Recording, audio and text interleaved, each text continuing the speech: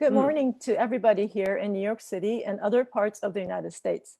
And good evening or konbanwa to all of you tuning in from Japan. We are delighted to welcome you to the first webinar from the Weatherhead East Asian Institute at Columbia University. My name is Takako Hikotani, Associate Professor of Political Science here at Columbia. This is our first official webinar since our normal campus life has been changed due to the coronavirus.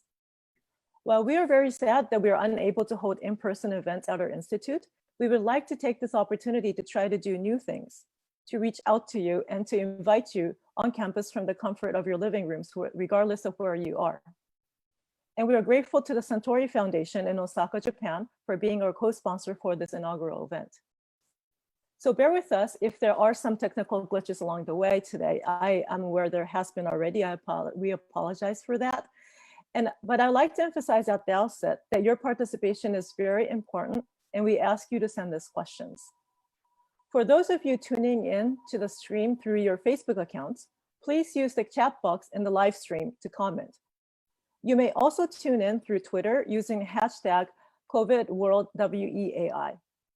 If you do not use Facebook or Twitter, you may send in your questions directly to Weatherhead Communications Coordinator Ariana King at AK4364@columbia.edu. When sending in your questions, please identify yourself and affiliation, but let us know if you prefer that your name would not be quoted. And please also indicate to whom you would like to address your question.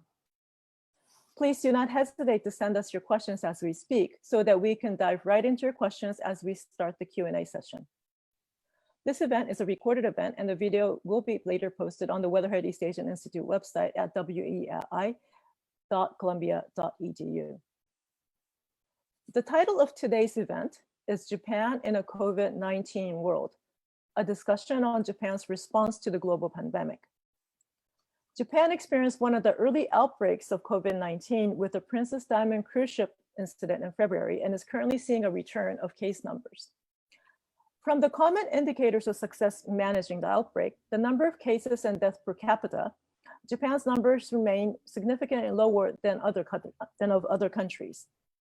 However, from the eyes of overseas observers, the situation in Japan is often characterized as puzzling rather than successful as in South Korea and Taiwan, since Japan seems to be taking a different approach with less reliance on testing and with relatively less rigid lockdowns.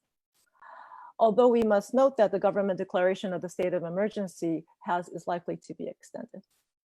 And within Japan, public opinion polls show the government's handling of the pandemic has not been well received by the public.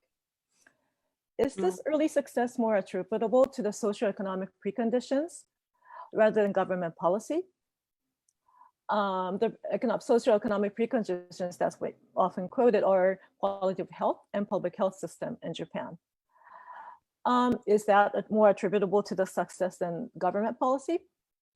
What exactly is a different approach, and why is Japan taking such an approach? And what is the politics behind all this?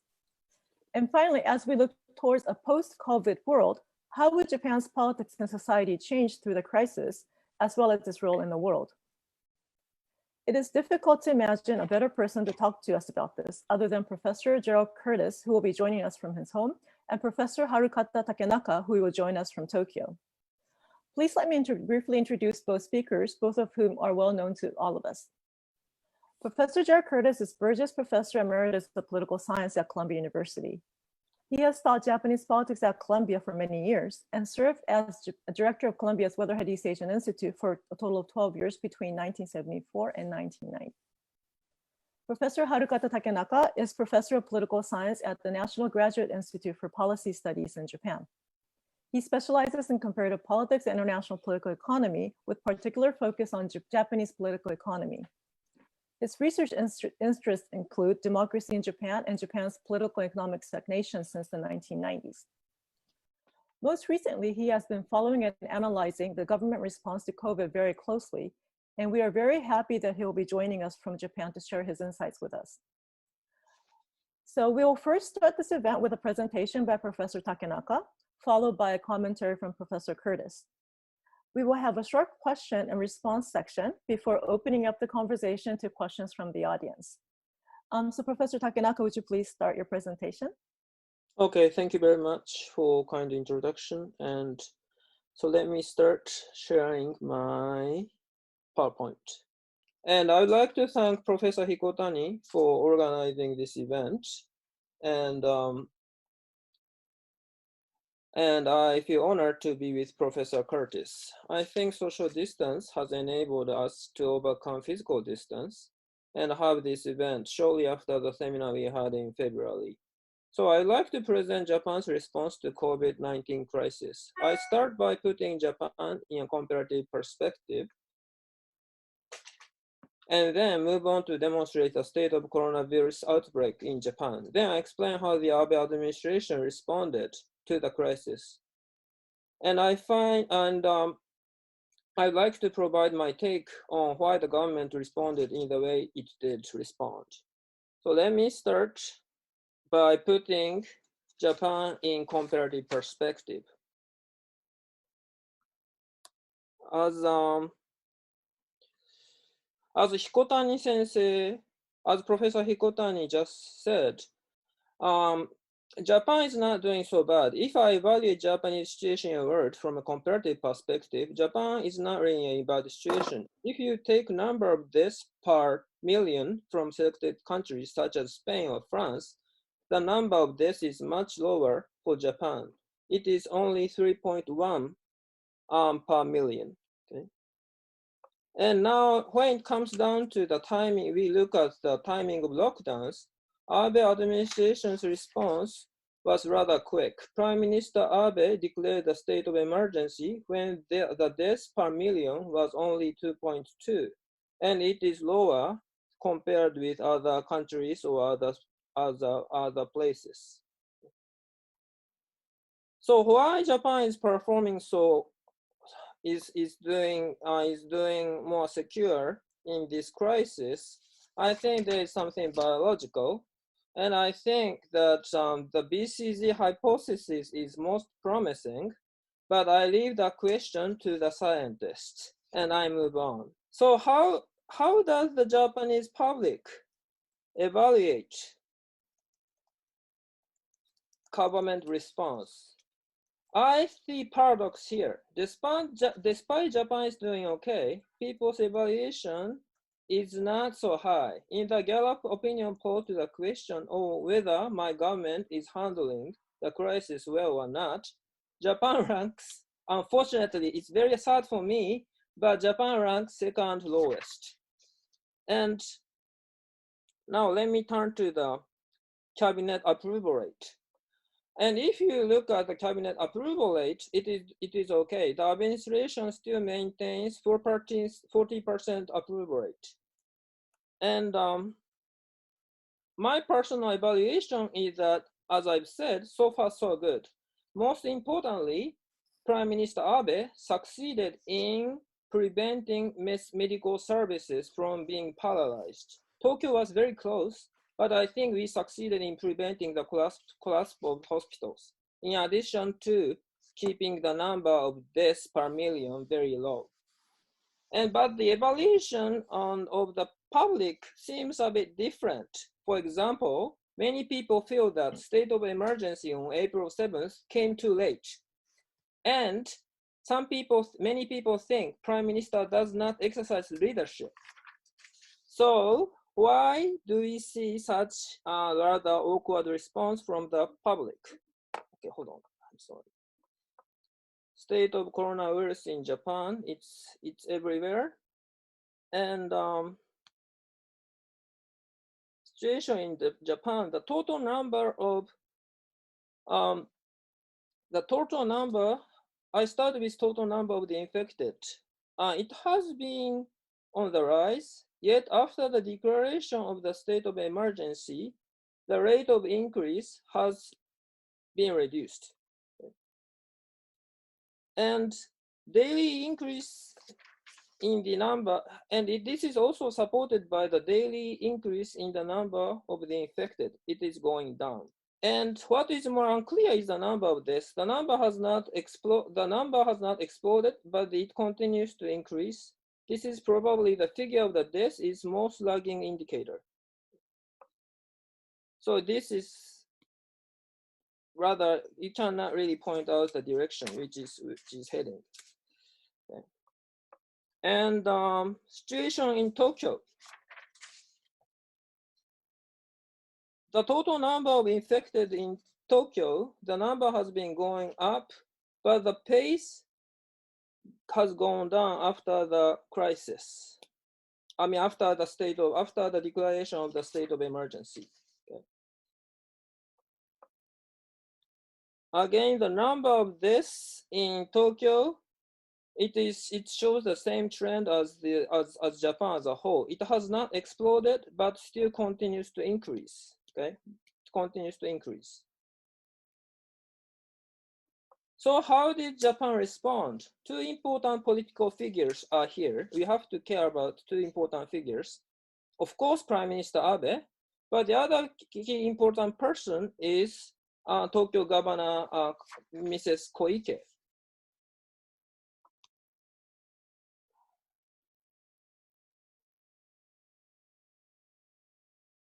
Let me summarize government response. Government rather made a swift initial response in February, but it lowered the guard in March, which led to more rapid increase in patients. Governor Koike urged the government to take more drastic measures. And Prime Minister Abe was pushed in the corner to issue declaration of state of emergency. And the declaration was followed by confusion over substance of economic packages. And there are some frustrations among the public for the following reasons. Some perceive government responses were delayed by other factors, such as the desire to hold Tokyo 2020. And people are frustrated, people can tell that the confusion over economic policies were there. And there exists sheer frustration from infection and soft lockdowns. So now let me explain initial response. We observed the first case in January 15th, and January 31st, the government banned entry from Wuhan city and Hubei province. And as soon as the number of the infected goes beyond 100, Prime Minister Abe took rather drastic measures.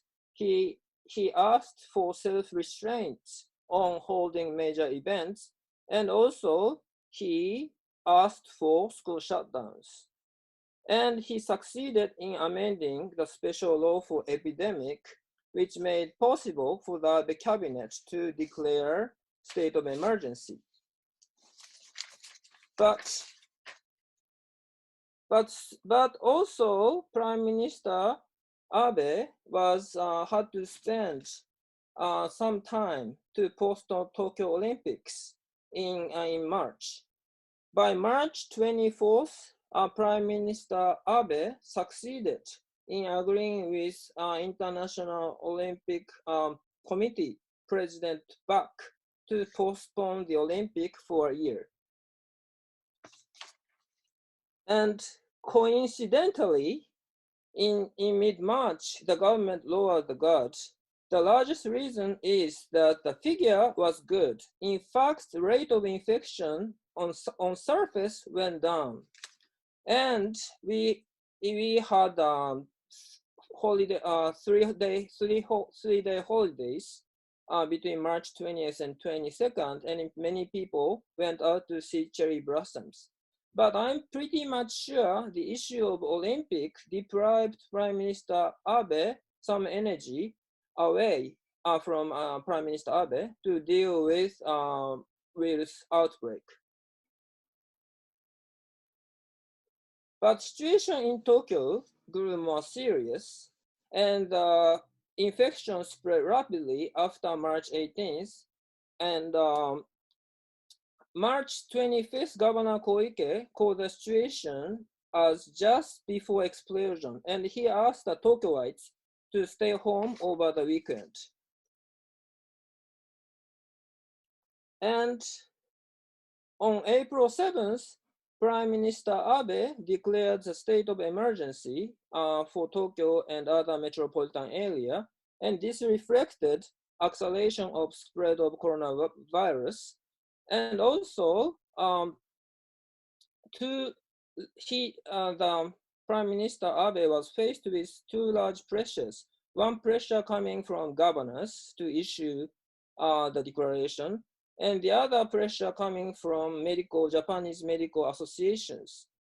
And also, I'm pretty much confident that he declared state of emergency on this day as he wanted with economic packages. On April 7th, Abe cabinet finalized economic packages worth 108 trillion yen, including supplementary budget of 16.8 trillion yen. Under the state of emergency, Governor Koike requested suspension of business operations for various services in Tokyo. But between 14th and 17th of April, there was some political confusion as there was a rebellion, so-called Nikai no Ran, rebellion made by Secretary General Nikai. Secretary General Nikai was very unhappy with the supplementary budget, and he proposed to provide $800 benefits to most citizens. And this proposal was followed by Komeito Party, and Komeito Party threatened Prime Minister and pushed to replace 2,700 benefits with 800 benefits. And Prime Minister Abe had to back down and announced to provide $800 benefits to all people living in Japan, and to replace the supplementary budget with a new one. He extended the state, on the same day, he extended the state of emergency to all prefectures. And today, the Diet approves the new supplementary budget, and Prime Minister acknowledged that he would extend the state of emergency for some time. I'm very much confident that he would extend it by the end of May. So this is a brief overview of how we have proceeded. And there are some concerns.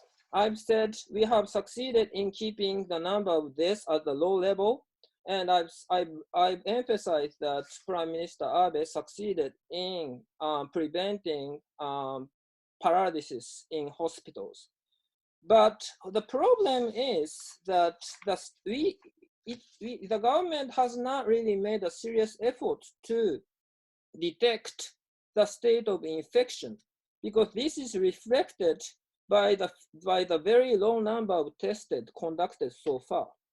Japan, compared with other countries, has conducted much fewer tests, and then the question is why the government has carried so few tests.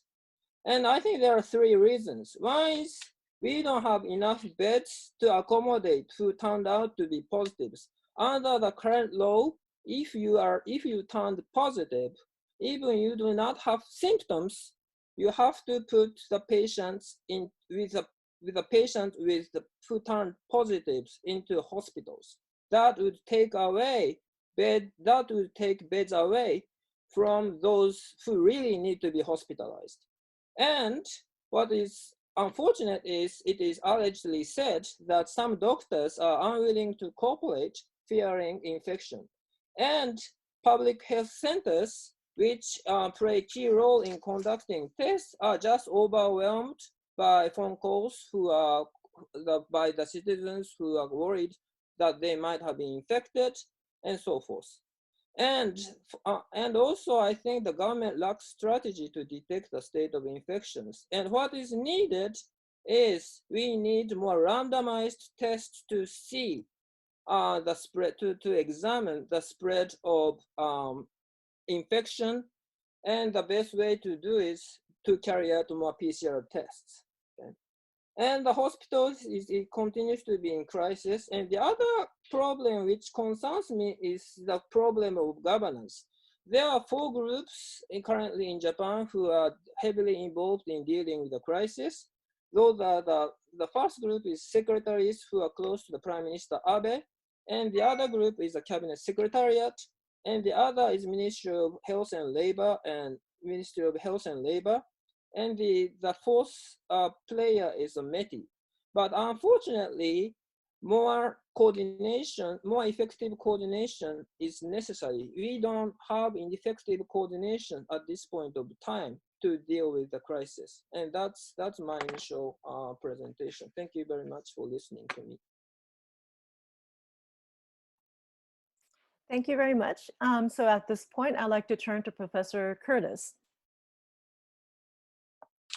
Good morning and good evening to those of you in Japan. Let me just add a few points to Professor Takenaka's remarks, and then we'll open it for questions. So about the number of infected people and with the coronavirus and the number of deaths.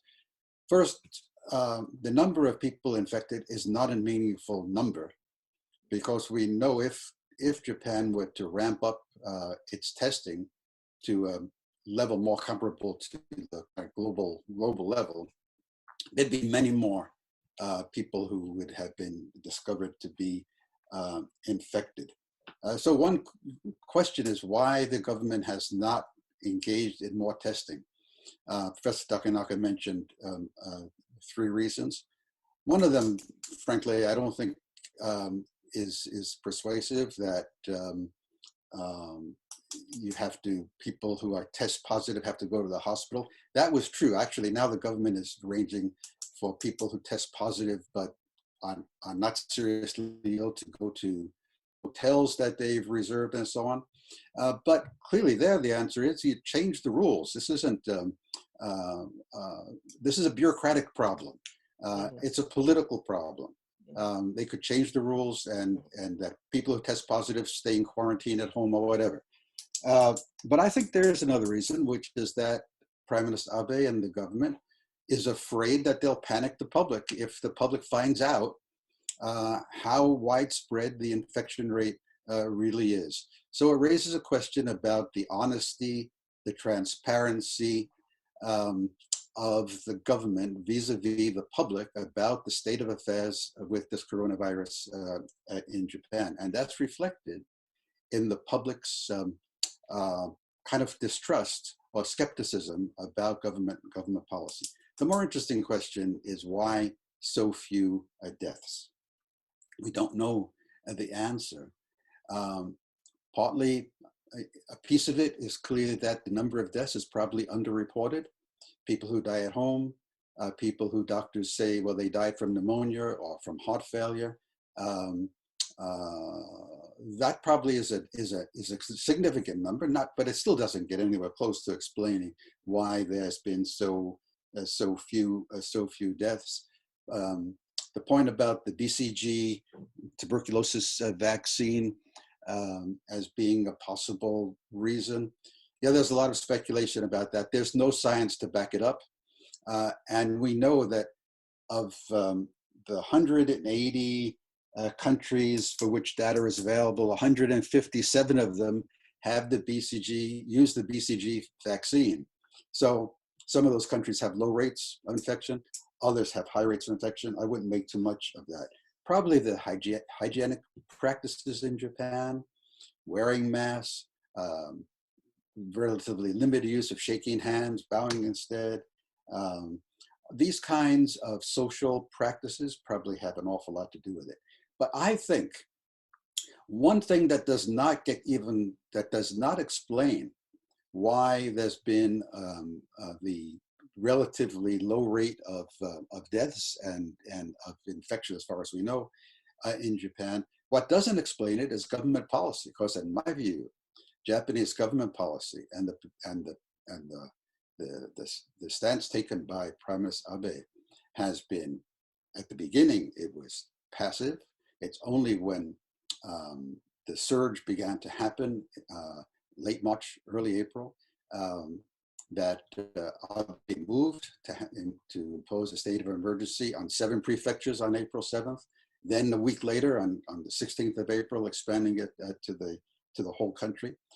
I think Prime Minister Abe has been lucky He's played kind of a game of Russian roulette with the public health, much more concerned about the economy than anything else. The 1.2 trillion yen, or the $1 trillion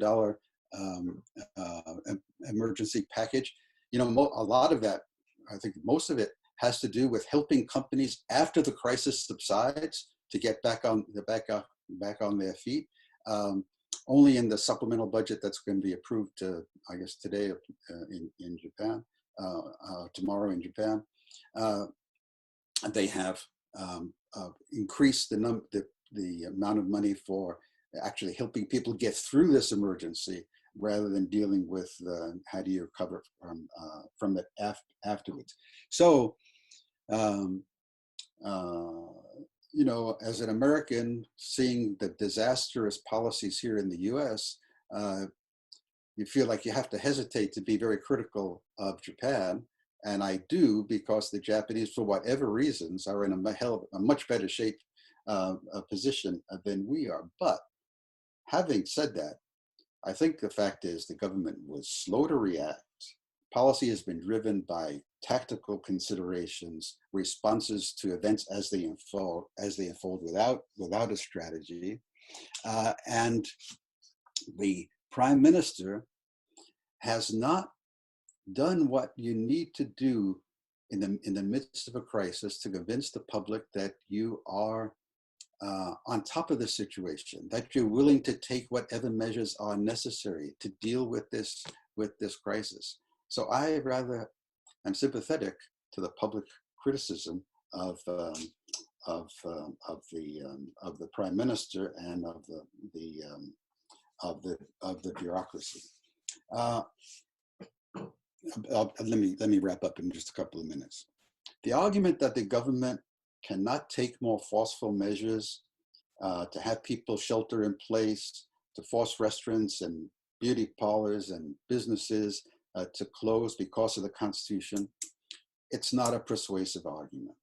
There's room for the government to do more within this constitutional structure. Prime Minister Abe himself told the press just before declaring the state of emergency on April 7th, the following, quote, "Even if an emergency is declared, we will not impose a lockdown as has been done overseas. It is the opinion of our experts that this isn't necessary," unquote. That means if it's necessary, you can do it. In Fukushima, after the nuclear crisis, the nuclear disaster in Fukushima, there was a forced evacuation of people from the towns around the plant. There was a special law that made that possible. If there's a will to act in this kind of crisis, I am absolutely convinced that there is more room for the government to act. So I think there's, I'll leave it at that. Two final points. One about sort of the political consequences of this in Japan. One is that this clearly has weakened Prime Minister Abe, who is now a lame duck prime minister. Thought that he might go on for a fourth term, I think is completely out the window. It spawned dissension and conflict within the Kante's policy-making process and within the LDP. Professor Takenaka mentioned the so-called Nikkei rebellion, and a very serious division between the LDP and its coalition partner, the Komeito, and the Komeito threatening to leave the coalition unless Abe changed the policy he had for providing assistance to individuals and families.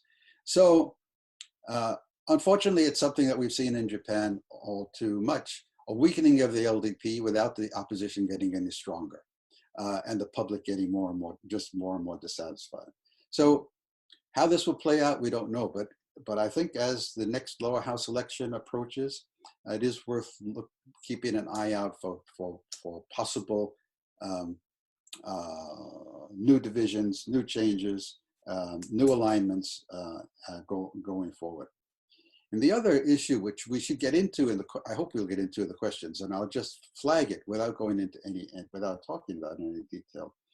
The really interesting question is, what is this going to mean for Japanese foreign policy, for Japanese domestic politics. But on the foreign policy side in particular, what does it mean about diversifying supply chains, about reducing dependence on China? You know, in the $1 trillion economic stimulus, there's money in there to subsidize Japanese companies that will move factories out of China, either back to Japan, especially for high value added production, or to Southeast Asia. I think we're going to see this generally around the world. The emphasis on bringing more manufacturing back home, and what doesn't come home, diversifying it so that you reduce your dependence on any one country. And I think China is the country of most concern. So frankly, I for one do not believe the Chinese are going to come out of this coronavirus stronger. I think they'll come out weaker because of the lack of trust in Chinese government data, motivations, and so on. So there's a lot to think about going forward, first to get through this crisis, and then how to try to rebuild a new, or not rebuild, but how to build a new global structure in its aftermath. So let me stop there and let's definitely get some questions. Thank you. Thank you, Professor Curtis. So at this point, I would like to turn to some questions that we have received, and I'd like to start with one that came from earlier. So this is for, I'd like to get a response from both of you. The question is, the Abe administration has been in power for a long time, and they've been frequently criticized by the media to be too strong-armed. However, the policies we see so far appear to be more lax than other countries. Although there are obvious institutional differences, what is the political background of all this? Would you like to start, Professor Curtis? Like, why is there a lack of a decisive? I don't think, well, first of all, I think in every country, there was a lack of decisiveness because people didn't know what to do. Leaders didn't know how this crisis was evolving. One of the advantages Japan has that it squandered, in my view, is that it could see from what had happened in the US and in Italy and in other places in Europe. It could see the pressures on the healthcare system and on hospitals in time to have taken actions to deal with the worst scenario. And that's what you need to do to avoid the worst scenario, is to prepare to deal with it. So this was a real crisis, maybe really since Abe came to office, it's the biggest crisis post-war Japan, but Fukushima was under a previous administration. This was a big crisis. He didn't rise to the occasion, in my view. It's as simple as that. And on many other issues as well. Abenomics, structural reform, much less has been accomplished and done than had been promised. So I don't find it that surprising. Thank you. Professor Takenaka, do you find this surprising or not surprising? Well, I think I'm less harsh than Professor Curtis, but I think, I would to reiterate, the initial response was rather quick in February, and that had some effect on containing the spread of the coronavirus. But in mid-March, then since then the government was slow to take initiatives. And as I've said, maybe we are just lucky, but as I've said, in terms of the number of deaths per million, we have not carried out real hardcore lockdowns, but the Japanese version of lockdowns came much at earlier stage compared with other European countries or compared with New York, as I've said. And the number of deaths per million was like 2.5, whereas New York City, it was 25 per million or something. So I think the government, I accept many criticisms, and I myself is critical, but I think our government has done fairly well, but I think it has lost effectiveness because of I think because of the lack of, I don't know, lack of cohesiveness or lack of coordination in the so-called prime minister's office. I think now the balance of power, I mean, the power is heavily concentrated in those secretaries who are close to the prime minister. And I think that, and then those people cannot really coordinate various ministries toward one direction, and that's one reason why we have not seen effective response to this crisis. Thank you. So I'd like to turn to Sarah Jean Rosito, who has been actually giving us quite a few comments. So one, she mentioned the socio-economic, especially whether the BCG is we have conclusive evidence for that we don't, and as noted by Professor Curtis.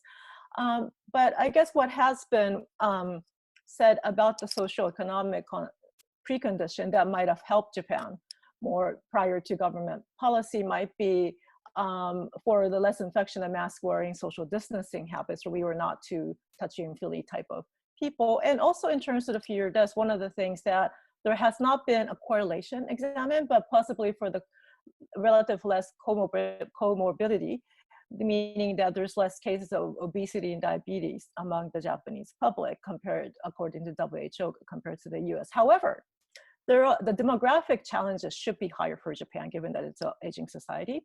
And also the population density could work very much against. So I think those are the things to look for, the preconditions. But I guess for the government policy, there's the question asking also from Sarah Jean Rosito, why do you think the government has not heeded the advice of the head of JMA since mid-March requested a state of emergency and 10,000 tests for Tokyo alone? Like, why was the Japanese government so resistant? Is it a lack of strategy or a lack of coordination? So this is probably for Professor Takenaka. Why the advice of experts, meaning the Japan Medical Association, was not heeded? Yeah, I think as Prime Minister Abe made excuses to some journalists, I think there are two reasons. One is many ministers were concerned about negative effects on the economy. And also, I think this problem was probably perceived as the problem of big cities, Tokyo, Osaka, Nagoya. And LDP has fewer, I would say, the urban people are underrepresented in LDP. And for example, Iwate Prefecture doesn't have any infected patient even today. So for probably, now their mentalities of LDP politicians might have changed, but I think for many people, for many LDP politicians, I think that this crisis was not a really serious concern. I think that's my take. And the prime minister was heavily criticized at the initial stage when he asked for school shutdowns in February. And that reflects this kind of the division between rural part of Japan and urban part of Japan. That's my take. Anything to add, Professor Curtis? I think Takenaka-san just hit on the right points. I would emphasize that in March, Abe's and the government's concern was more about somehow keeping the economy going more than it was about public health. They underestimated the dangers to public health, and it's only after the surge in cases that Abe panicked and changed his position. Thank you. So I'd like to move on. Thank you, Professor John Campbell, for joining us. His common question, is there any attempt to compare death rates from all causes? That's where we see undercounts in the US and elsewhere, and we should be easy to do. I think this will be happening in Japan, but I haven't seen anything conclusive yet. Next, I'd like to move to Professor Yves Tiebergen. He says, fashion presentation. And the question is Japan getting ready to and willing to ramp cell phone-based contact tracing like Korea, Singapore, and Taiwan? Massive contact tracing and massive testing seems to be the way these three players are able to reopen the economy. Actually, I have that question too. That in order to restart, I think there's almost a global consensus that you need to do testing, whether it's virus testing like PCR or antibody testing. People are still trying to figure out what is the most accurate and most distributable. And there's of course limitations in terms of supply. I find it interesting that in the case of Japan, there isn't that much of a attention to these indicators of reopening that other countries are using. And that could, in the long run, could be a problem for Japan, that although the death rates seem to be low, the infection rate tends to be sort of questionable because of the net number of testings being lower. And what to look at if there's not testing going on, people might not have the confidence to re-enter or re-engage with Japan and as other countries resort to these kind of indicators for reopening. So, and I'm personally worried whether I can go back to Japan and come back if that facts are not that straight. So Professor Takenaka, can you give us some thoughts about this point? Why, beyond what you mentioned about testing, is there awareness that this is the global standard in a way, and maybe for reopening, that might be something that the Japanese government might need to do? I think currently the what the Japanese government care is the number of those who are infected, and they are counting the numbers to see to judge when they reopen the economy.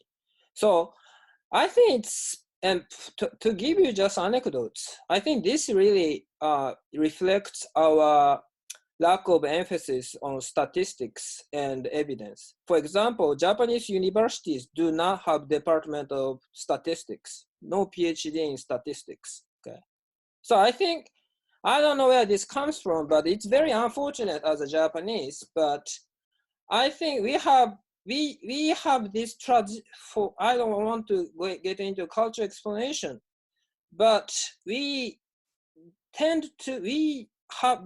have to have more emphasis on data, statistics, and lack of that kind of tradition are reflected in the current government responses, I think.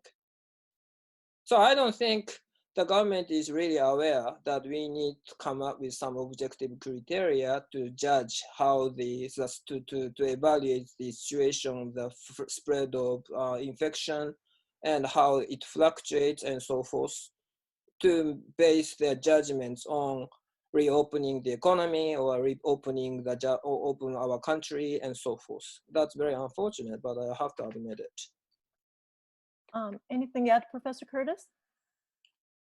Well, I think the foreign criticism and pressure on Japan to increase this testing will grow stronger and stronger, particularly as we get closer to sort of beginning the reopening of the economy for all the reasons that both of you have already mentioned. So they will increase the testing, but it'll be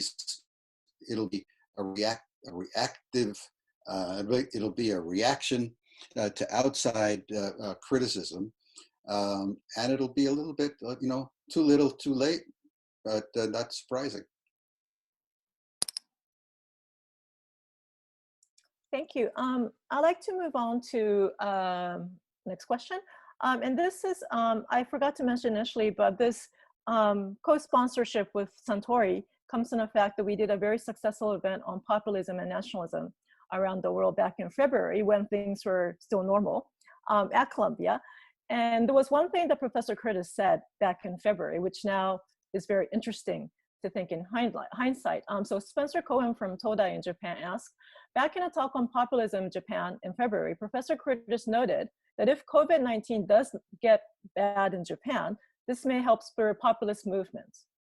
Given the weakening LDP without a strengthening opposition, could this allow for such populist movements to play out? For Professor Curtis. Well, what I said in February actually wasn't quite that this could lead to populist movement. I said it could lead to a weakening of Abe and political change. We're seeing, I think, this $1,000 handout to every household in Japan. Well, I don't know if you call it populism, but it's a way to try to get some public support. No income conditionality. Rich people get this money and so on. So I don't know if populism, as I think of it, is it's us against them. It's Donald Trump trying to rally a base against those who are kind of our domestic foes, domestic enemies.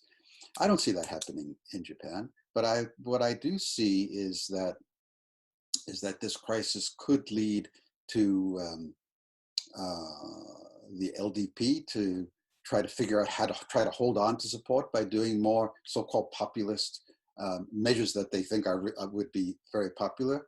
And I can imagine a situation where some newcomer politician, or maybe not so new, but someone who's on the outs right now, would suddenly get a lot of support from a frustrated public. We saw a couple, was 2-3 years ago when now Tokyo governor, when Koike created a new party. It didn't work out, but something like that happening again, yeah, it's quite possible. So what I don't see is a strong government coming to power very quickly. I see, maybe some political instability, a weak political leadership, probably continued LDP in power. But yeah, the outside, there is always now a bigger chance than before this crisis of some unexpected event to occur. Thank you. I see you nodding, Professor Takenaka. So I would like to ask you, especially on based on another question about local politicians. So in New York City, we watched Andrew Cuomo's presentation every day, and there's been even an article that says, "Help, I'm in love with Andrew Cuomo." I don't think I'm in love with Andrew Cuomo, but it's true that I talked to him over TV. So is there a similar thing happening of people saying, "Help, I'm in love with Yuriko Koike," or somebody else at the governor level for that matter? Or do you see, are there some people that you might think might emerge out of this? Well, Governor Koike came close when before the declaration of emergency. People Tokyoites had more trust in Governor Koike towards the end of March, because the Prime Minister Abe seemed very reluctant to issue declaration of state of emergency, whereas Koike was pushing the government very hard that Tokyo was in crisis, and arguing that Tokyo was in crisis. So now the situation is improving, as I've said, although there is a problem of testing. I admit that, as I've said, the number of those who are infected are going down, and people feel that. So Koike kind of backed, now are in the backstage. But if, we have to reopen the economy sometime, and the infection again surges, or very unstable condition persists, like infection, we cannot really eliminate infection. We have to, there's 2 months reopening, 2 months shutdown, it's like relaxing and tightening. And people at some point will be fed up with that kind of circumstances. And there may be, I don't know, then the Tokyo governor may come up with more drastic measures, as suggested, as recommended by Professor Curtis. Okay, then people may say, well, we might as well accept tougher measures to escape this kind of very unstable situation. Okay? So it doesn't have to be Governor Koike. It can be other new rising young politician in LDP, and I think Koizumi Shinjiro can be one of such candidates. So as Professor Curtis said, not just a local governor, but I think some politician in the Diet, and I think probably in the LDP, may come up with an alternative to the kind of established politicians. And let me point out one thing about this populism. What I notice here in Japan, hearing this mass media, is there is just crazy amount of criticisms on anything done by the government or by politicians. Okay, so I think this is a very dangerous situation. People might really lose. I mean, I think Japanese people have less confidence in politicians compared with other democratic countries, but trust in politics may be really undermined because of all this crisis involving corona virus. Thank you. Thank you. Unfortunately, we're getting to the end of the session. So I'd like to ask a final question to both of you. So we've been receiving some questions about the implications for Japan's role in the world going forward. I think all countries are going to be hurt, but relatively speaking, do you think what kind of role Japan can take in a proactive sense, or is Japan's role going to be limited, relatively speaking, given what they're going through COVID? So I would like to ask Professor Takenaka to speak first, and then ask Professor Curtis to wrap up.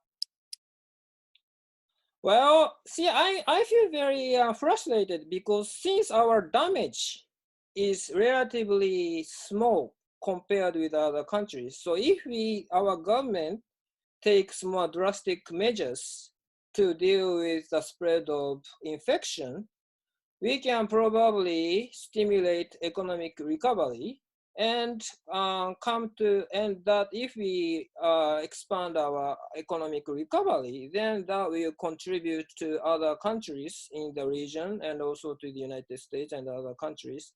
So I think, but that's kind of my hope. And my forecast is that Japan cannot make strong initiatives in diplomacy. That's pretty unfortunate. We are seeing a huge opportunity in front of us, but I don't think the government is aware of it. That's very unfortunate. Thank you. So Professor Curtis, about Japan's future in a post-COVID or hopefully post-COVID world in the near future?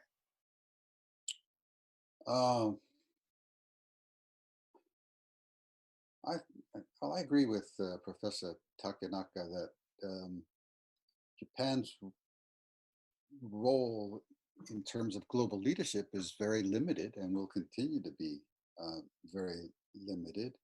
The big, the big question behind everything, including Japan's response, is what the U.S. will do, where the U.S. will be. If we in the United States become more protectionist, try to, it's all America first, and not only not put emphasis on, but don't engage in trying to bring about global cooperation and dealing with a whole range of issues. There isn't really very much Japan can do about that. So I think the Japanese, to the extent they can, they will diversify their markets, diversify supply chains, emphasize the importance of maintaining the global interchange, try to resist pressures towards more protectionism, but it's not the major player in this game, and so I think it will, it'll take defensive measures to try to protect itself, but it's really going to be, to some extent, at the mercy of stronger forces, and particularly what happens in the United States. That's what the future of the world is very much tied up with. And so we have to be, I'm much more concerned about what happens here than I am about what happens in Japan. Thank you very much. Unfortunately, we're out of time. Thank you again for so many questions. I'm sorry I couldn't get to everybody's questions. Thank you to Professor Curtis, Professor Takenaka for joining us. And thank you to all of the audience today for joining us today.